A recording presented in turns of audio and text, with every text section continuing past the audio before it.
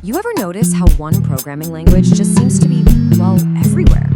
I mean, from the high-stakes world of Wall Street trading to the quiet of a university science lab, it's this invisible force running a shocking amount of our digital lives.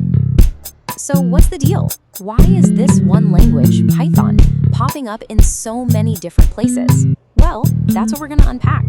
We're going to find out what makes it so incredibly popular and honestly, indispensable. And to get it, let's start with something we can all relate to, the job market. The numbers here are just wild. If you're looking to become a data scientist, 2 out of every 3 job postings are going to mention Python. For data analysts, it's 1 in 3. The message couldn't be clearer. If you work with data, Python isn't just a nice skill to have anymore, it's a must-have. And we're not just talking about one industry here. We're talking about everything from predicting the stock market, to running robots on a factory floor, to literally decoding the building blocks of life. I mean, think about how different those fields are. Yet Python is the common thread tying them all together. And this right here, this gets us to the core idea. The absolute best way to think about Python is as a digital Swiss Army knife. You see, it's what's called a general purpose language, which is just a fancy way of saying it has a specialized tool ready to go for almost any problem you can imagine. So let's pop open this knife and take a look at the first tool, the data decoder. This is really Python's superpower in the massive, massive world of data. And look, this isn't just some abstract theory.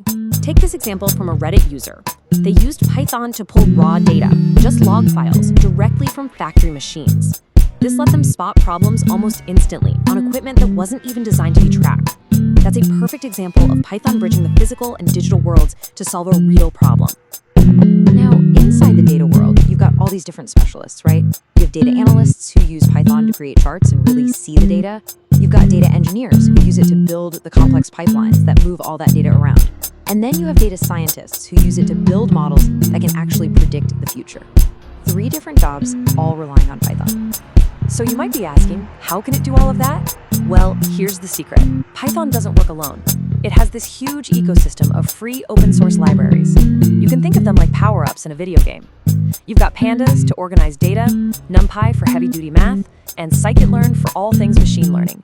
This amazing toolbox is what makes Python the undisputed king of data. Okay, now for our next tool. And this one might be a bit of a surprise.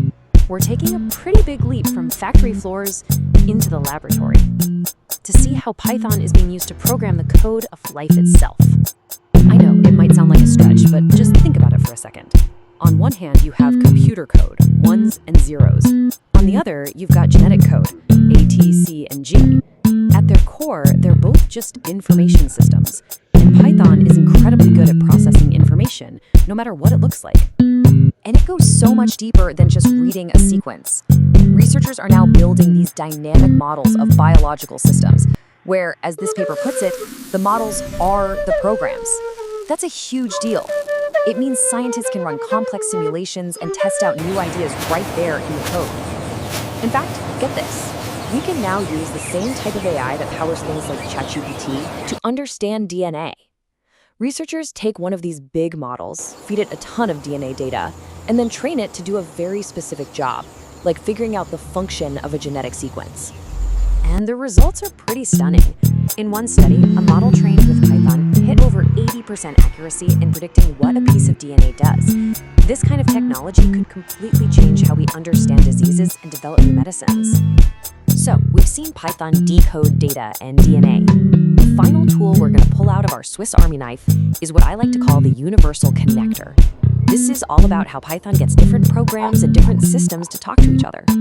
A huge part of this is something called an API. Now, don't let the acronym scare you. An API is basically just a menu at a restaurant.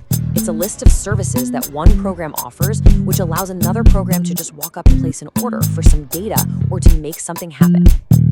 And this right here is where Python is just fantastic.